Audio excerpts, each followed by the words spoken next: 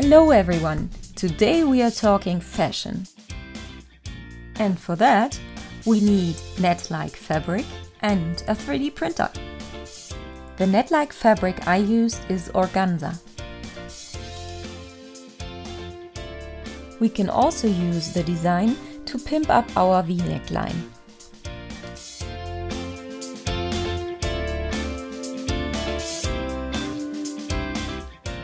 After your first layers have finished and your printer moved to the pause position, you can place your fabric onto the print.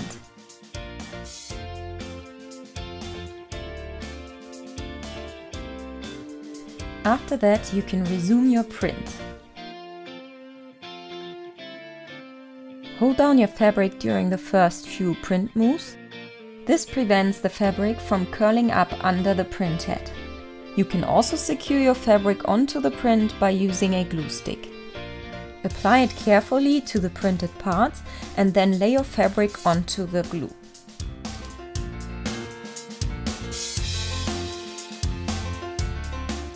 And this is how our finished print looks like. Such appliques can be directly used as jewelry, or they can be applied to fashion or other items like bags. The design I created for you can be used as a necklace or to cover your V-neckline.